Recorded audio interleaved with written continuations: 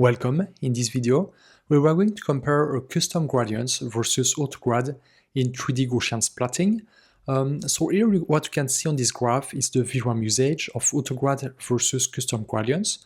So first you can see that custom gradients use much less VRAM, and you can also see that Autograd VRAM usage explodes very quickly. So yeah, we cannot train at high resolution with Autograd, but we are going to discuss that later into the video. All the content you are going to see is from my course on 3D Gaussian splatting. I will put the link in the description should you be interested. So now I'll let you with the content. I hope you'll find it useful. Please leave a thumbs up, comment, even a simple comment, just thank you, it's really helpful for the algorithm. And now I'll let you with the content. Okay, so I wanted to make this bonus session to come back to the gradient computation. So we did a few unit tests to make sure that our gradients were okay. All our unit tests did okay. We were pretty confident in our gradients. But here I wanted to add a unit test, and maybe we should have started by this one. It should have been maybe our very first test, maybe the most trustful. We're going to compare our gradients to the ones that PyTorch Autograd gives us. Of course, PyTorch Autograd will be too slow, too memory intensive for 3DGS. With this test, you can also compare the memory usage of the two approaches. So basically here what I have our rendering code. So basically, yeah, we have this render function with no, it's not yet in a PyTorch Autograd context. Well, I mean, it's not yet in a, it's not yet packed in a function where we implement our own gradients. So basically here we're just going to run this function and we're going to let PyTorch Autograd compute the gradients. So this render function will generate only the colors, okay, because this was the first gradient we computed. We started with the gradient with respect to the spherical harmonic components.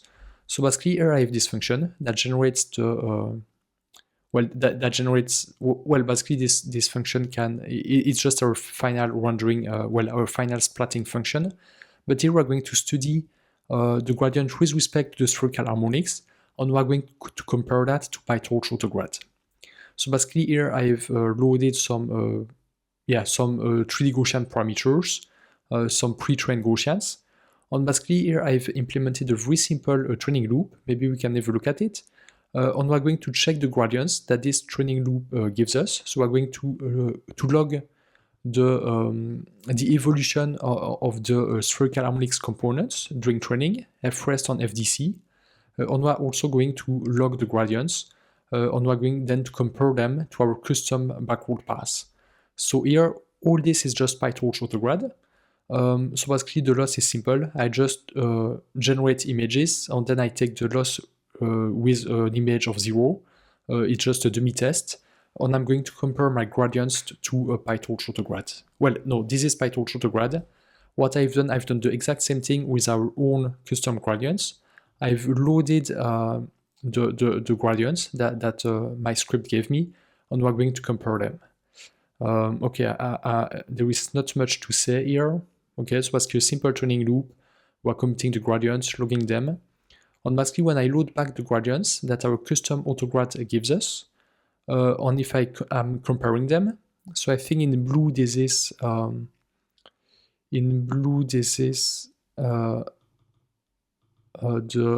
okay, this is Autograd in blue, and in black, in dashed line, this is custom grad, and we can see that our gradients that our custom Autograd pass gives us is bitwise identical to PyTorch Autograd. We can see that, so the second row are the gradients, the first row is the evolution of the parameters. We can see that they are exactly on the same line, and they are bitwise identical. Yeah, even when there are weird jumps, they're really bitwise identical. So that's a very good sanity check that tells us that our gradients are okay.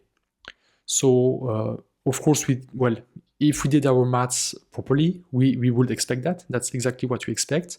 Now, why we did that? Why did we implement our gradient ourselves? It's not that PyTorch Autograd cannot do it. It's just that PyTorch Autograd is too slow too memory intensive. For example, I've generated this plot. I'm comparing the VRAM usage of this training script as a function of the number of pixels. So in blue, we can see PyTorch Autograd. I'm running on a 24 GB GPU. So you can see that PyTorch Autograd runs out of memory even before reaching 480p. So 480p, I believe it's maybe around 400k pixels.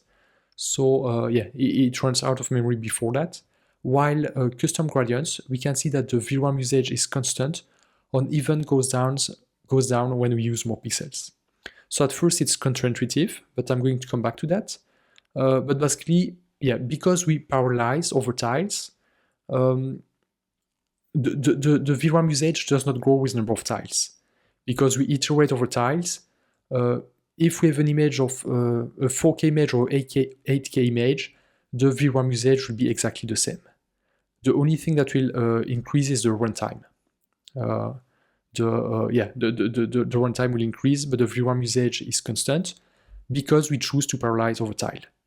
But our VRAM usage will grow with the number of Gaussians. The more Gaussians we have per tile, the more memory we use. But in terms of image resolution, of pixel size, the VRAM usage is constant. And again, we've already discussed that. It's a choice from the author, also from the authors from the Pulsar paper, to parallelize over tiles rather than parallelizing over the number of pixels, over the number of Gaussians, sorry. And that's also one of the implications that is. So that's always important to keep that in mind and to know all of that when you make your design choices. There might be very interesting interview questions related to that, so it's important you understand all of that. So now, why do the VRAM usage goes down when the number of pixels increase? It might seem counterintuitive at first glance, but basically, if we increase the image resolution, tiles represent a smaller spatial region, right? It's as if each tile, I don't have an image here we could use. I don't know if there are images. Okay. Basically here, let's say that I'm using a tile of 250 pixel. So basically my tile is here. If you can see the square I draw with my mouse. But now if my image resolution is twice bigger, then my tiles will be twice smaller. So basically I will have fewer, my square will be as many pixels, 250 by 250. But now this image, instead of having 2K pixels, I have 4K. So for the same amount of pixel, I'm covering a smaller region in 3D. So basically, in each tile, I will have fewer Gaussians. And because I have fewer Gaussians per tile, my VRAM usage goes down with the number of pixels. Okay. But that being said, we could make a rough approximation, say that custom gradients VRAM usage is constant, but you can see that there is the ratio between the ratio between custom gradients and autograd is huge.